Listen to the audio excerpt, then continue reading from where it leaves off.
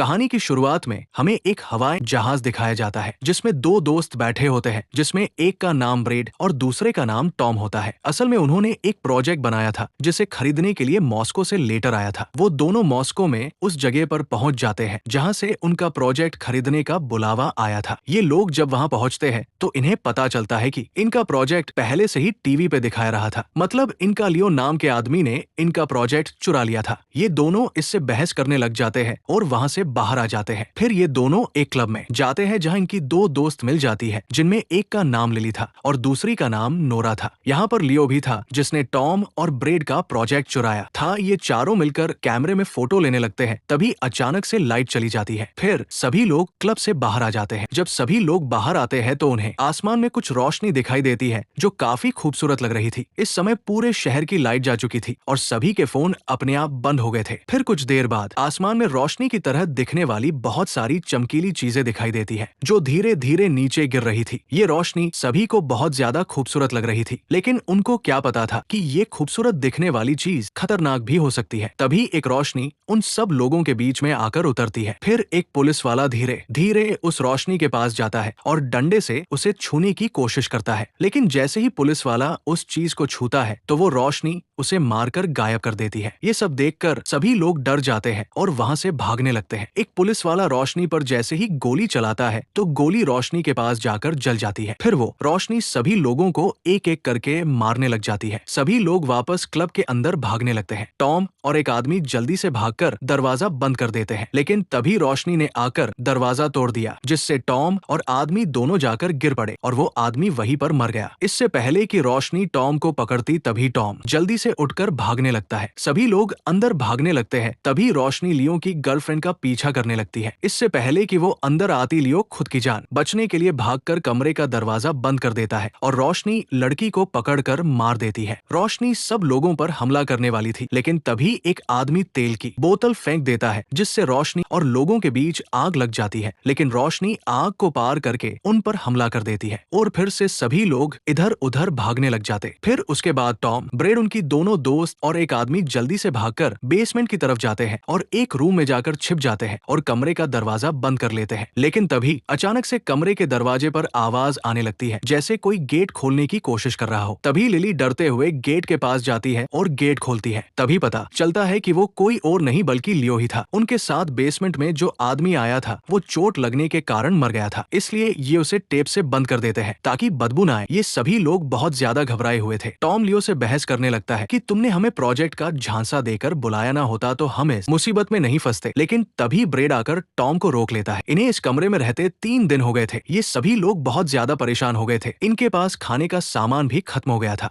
फिर ये लोग डिसाइड करते हैं कि हम बाहर निकलेंगे और छुपते हुए यूएसए एम्बेसी पॉइंट पर जाएंगे। वहां से हमें कुछ मदद मिल सकती है। ये लोग ऊपर आते हैं और बैग में कुछ खाने का सामान रख लेते हैं। फिर ये वहां से यूएसए एम्बेसी पॉइंट पर जाने के लिए निकल पड़ते हैं। ये छुपते हुए आगे जा रहे थे, तभी इनको कुछ आवाज सुनाई देती है। ये धीरे धीरे उस आवाज के पास जाते हैं तो पता चलता है कि वृद्ध महिला अपने मकान की खिड़की को ईंटों से बंद कर रही होती है। वो महिला इन पर चिल्लाने लगती है कि यहाँ से चले जाओ, तुम्हारी वजह से यहाँ चमकीली चीज आ गई तो तुम्हारे साथ में भी मारी जाऊंगी। ये लोग उससे बोलते हैं कि हमें यूएसए एम्बेसी पॉइंट का रास्ता बता दो, हम चले जाएंगे। महिला इन्हें इशारा करते हुए रास्ता बता देती है और बोलती है कि अपना ख्याल रखना। ये लोग छुपते हुए वहां से आगे चलते हैं। ये लोग एक पुल को पार करते हुए आगे बढ़ते हैं, लेकिन आगे जाने पर पता चलता है कि पुल टूटा हुआ है और इसे पार करना बहुत मुश्किल है। ये लोग प्लान बनाते हैं कि इन्हें अब दूसरे रास्ते से जाना होगा। ये सभी दूसरे रास्ते से आगे जाते हैं। अभी इनको आगे एक पुलिस की कार दिखती है। ये लोग बोलते हैं कि हमें पुलिस की कार के अंदर मैप ढूंढ कर आना चाहिए, इससे हमें एम्बेसी पॉइंट ढूंढने में सहायता मिलेगी। टॉम और ब्रेड बोलते हैं कि हम दोनों जाकर मैप लेकर आते हैं, तुम तीनों यहीं पर हमारा इंतजार करना। टॉम और ब्रेड जल्दी से पुलिस की गाड़ी के पास जाते हैं और गाड़ी में मैप ढूंढने लगते हैं, लेकिन इन्हें मैप नहीं मिलता। फिर ये डिग्गी का लॉक तोड़कर उसमें देखते हैं तो इन्हें मैप मिल जाता है और ये दोनों खुश हो जाते हैं। लेकिन तभी वहां पर कहीं से कुत्ता जाता है और वो किसी चीज पर भौंकने लगता है और तभी रोशनी आकर उसे मार देती है। ये सभी बहुत ज्यादा डर जाते हैं और दोनों गाड़ी के पीछे छिप जाते हैं। टॉम रोशनी को देखने की कोशिश करता है कि वो चली गई या यहीं पर है, लेकिन तभी रोशनी को टॉम का सर दिख जाता है। टॉम और ब्रेड बहुत ज्यादा घबरा जाते हैं। रोशनी कार की तरफ बढ़ने लगती है। कार के पास आते हैं, कार की लाइटें जलने लग जाती है। टॉम और ब्रेड कार के नीचे छुप जाते हैं। रोशनी कार के ऊपर से देखते हुए चली जाती है, लेकिन ब्रेड और टॉम नहीं दिखते और दोनों की जान बच जाती है। फिर ये दोनों मैप को लेकर तीनों दोस्तों के पास चले जाते हैं। ये सभी एक होटल में घुस जाते हैं। आगे जाने पर इनको एक एयरप्लेन दिखाई देता है जो क्रैश होकर होटल के ऊपर गिर गया था।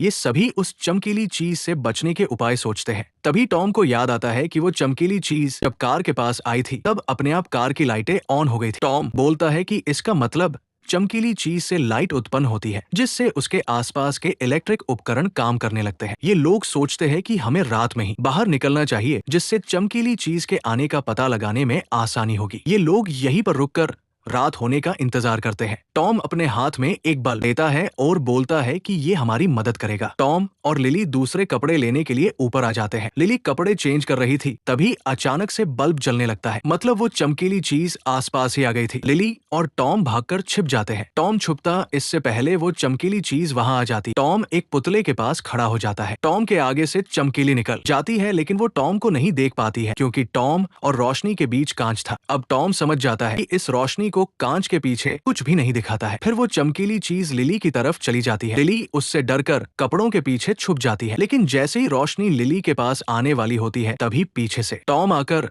लिली को पीछे की तरफ खींच लेता है और उसे बचा लेता है। ये सभी जल्दी से यहाँ से भागने लगते हैं और जल्दी से भागकर यूएसए एम्बेसी पॉइंट पीआर पहुँचते हैं। एम्बेसी पॉइंट को देखकर ये सभी हैरान रह गए क्योंकि यहाँ सब कुछ तबाह हो चुका था और सभी लोग मारे जा चुके थे। ये लोग धीरे धीरे यूएसए एम्बेसी पॉइंट के अंदर जाते हैं। सेफ्टी के लिए यहाँ से लियो एक बंदूक उठा लेता है। सभी लोग ऊपर जाने लगते हैं। तभी लियो ऊपर जाने से मना कर देता है और बोलता है कि मैं यहीं पर रुककर तुम्हारा इंतजार करूंगा। और फिर चारों ऊपर चले जाते हैं। ऊपर जाने पर इनको एक मैप मिलता है जिसमें मॉस्को से दूसरे देश में जाने वाली सबमरीन का टाइम टेबल लिखा था। वहीं पर इनको एक और बुक मिलती है जिसे देखकर इनको पता लगता है कि ये हमला केवल मॉस्को में ही नहीं हुआ बल्कि पेरिस, लंदन, इंडिया जैसे सभी देशों ये हमला हुआ है। ये देखकर ये सभी बहुत ज्यादा नाराज हो जाते हैं कि हमारे पेरेंट्स जिंदा होंगे या नहीं। तभी उन्हें एक रेडियो दिखाई देता है जो पिंजरे में बंद था। ये देखकर उन्हें थोड़ा अजीब लगता है। फिर टॉम बोलता है कि चलो इसे देखते हैं और फिर एक कील लेकर उस रेडियो को ऑन करता है। उस रेडियो में कुछ आवाज सुनाई दे रही थी लेकिन उनके कुछ भी समझ में नहीं आ रहा था क्योंकि वो दूसरी भाषा में था। फिर अभी नोरा टॉम पर चिल्लाने लगती है कि जल्दी से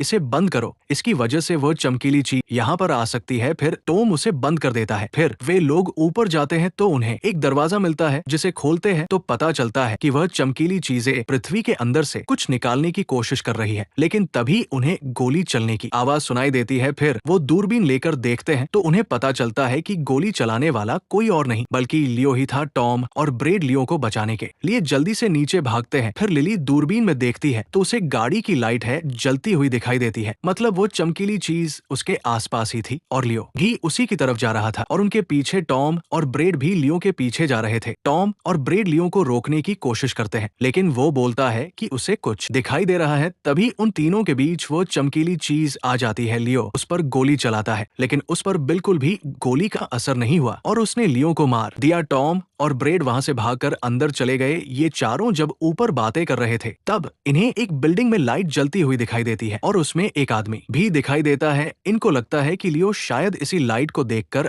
आगे जाने की कोशिश कर रहा था। फिर ये चारों डिसाइड करते हैं कि हमें वहां पर जाना होगा और ये वहां के लिए निकल पड़ते हैं। सूरज निकलने ही वाला था और सूरज निकलने से पहले इन्हें वहां पहुंचना था। ये धीरे धीरे उस बिल्डिंग के अंदर जाते हैं। अंदर जाने पर इन्हें वो कमरा मिल जाता है जो चारों तरफ से लोहे की जाल से बंद था। वहां पर एक आदमी था जो इलेक्ट्रिशियन था और एक लड़की थी जिसका नाम रोजी था। वह इलेक्ट्रिशियन बोलता है कि मैंने एक ऐसी मशीन बनाई है जिसमें वो चमकीली चीजें अंदर नहीं आ सकती। ये लोग उन्हें रेडियो की आवाज सुनाते हैं जो उन्होंने एम्बेसी बिंदु से लिया था। उस आवाज को वो लड़की समझ जाती है और उनको बताती है कि ये एक रशियन सबमरीन का संदेश है जो नदी के किनारे खड़ी हुई है। वो लोग बोल रहे हैं कि सुबह 6 बजे ये सबमरीन यहाँ से निकाल पड़ेगी। कोई अगर जिंदा हो तो 6 से पहले हमारे पास पहुँच जाना।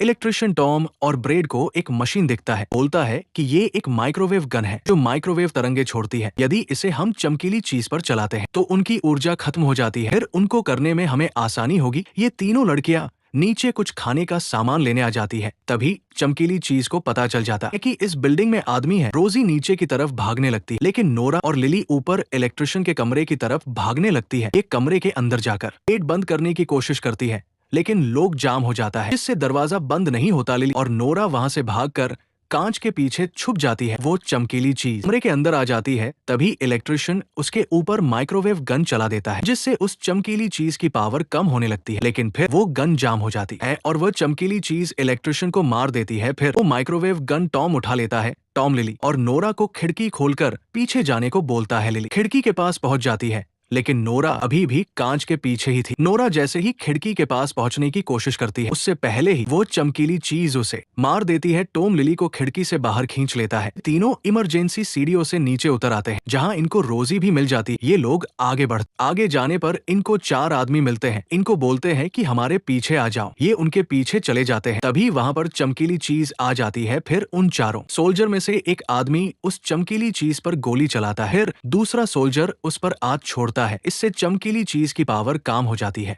तभी तीसरा सोल्जर उसे पर बड़ी गन चला देता है, जिससे वो चमकीली चीज खत्म हो जाती है और कुछ पदार्थ छोड़ जाती है। टॉम उस पदार्थ के पास जाकर देखा है तो पता चलता है कि ये चमकीली चीज कोई और नहीं बल्कि एलियन है। ये अपनी अंदरूनी शक्ति का प्रयोग करते हैं, जिससे ये हमें दिखाई नहीं देते। फिर ये सभी इनके अड्डे पर चले जाते हैं। टॉम और ब्रेड सोल्जर से बोलते हैं कि हमें सबमरीन तक पहुंचने में हमारी मदद करो, वहां पर हमारे लोग हैं जो हमारा इंतजार कर रहे हैं। लेकिन सोल्जर मैप में दिखाते हुए बोलता है कि यहाँ से सबमरीन बहुत दूर है। यदि हम सीधे रास्ते से जाएंगे तो हम मारे जाएंगे, और यदि दूसरे रास्ते से जाएंगे तो इसमें बहुत ज्यादा टाइम लग जाएगा। फिर टॉम और उसके साथी यहाँ से जाने लगते हैं। तभी एक सोल्जर बोलता है कि रुको, मैं तुम्हें छोड़कर आने के लिए तैयार हूँ। फिर ये सभी यहाँ से निकल पड़ता है। रास्ते में ये सभी आगे बढ़ रहे थे, तभी इनको लगता है कि आगे कुछ है। फिर एक सोल्जर अपने बैग में से कुछ बल्ब निकलता है और उसे आगे की तरफ फेंकता है, ताकि चमकीली चीज यानी एलियन के होने का पता चल जाए। फिर धीरे धीरे आगे बढ़ते हैं, तभी अचानक से सारे बल्ब जलने लग जाते हैं। ये सभी भागकर छुप जाते हैं। रोजी पीछे रह जाती है। तभी ब्रेड आकर रोजी को बचा लेता है, लेकिन तभी एलियन ने ब्रेड को आकर पकड़ लिया और उसे पीछे खींच लिया और उसे मार दिया। ये देखकर उसके दोस्त बहुत ज्यादा घबरा जाते हैं। ये सभी लोग जल्दी से ही भागकर यहाँ से निकलते हैं और नदी के किनारे पर आ जाते हैं। लोग नाव में बैठने का डिसाइड करते हैं ताकि सबमरीन तक जल्दी पहुंच सके। ये सब नाव में बैठकर सबमरीन की तरफ बढ़ते हैं। ब्रेड की मृत्यु को लेकर ये सभी बहुत ज्यादा उदास थे। तभी लिली रोजी के पास आकर बोलती है कि इसमें तुम्हारी कोई गलती नहीं है, जो होना था वो हो गया। फिर लिली और टॉम एक साथ बैठे हुए थे, तभी इन्हें कुछ आवाज आती है, जैसे नाव किसी से टकरा गई हो। बाहर आकर देखते हैं तो पता चलता है कि कोई पत्थर नाव के बीच में आ गया। नाव के ऊपर से इन्हें कुछ ऐसा दिखाई देता है जिसे देखकर ये सभी हैरान रह जाते हैं। ये देखते हैं कि एलियन पृथ्वी के अंदर से धातु निकल रहे हैं और इसी के लिए ये धरती पर आए थे। तभी इन्हें सबमरीन दिखाई देती है जो इनसे कुछ ही दूरी पर थी। तभी इन्हें पता चलता है कि इनके साइड में एक बिल्डिंग गिरने वाली है, जिसे देखकर ये जल्दी से पानी में कूद जाते हैं। सभी लोग पानी के ऊपर आ जाते हैं, लेकिन लिली कहीं भी दिखाई नहीं दे रही थी। तुम उसे चारों तरफ है देखता है, लेकिन वो कहीं भी दिखाई नहीं देती। फिर भी लोग सबमरीन के अंदर आ जाते हैं।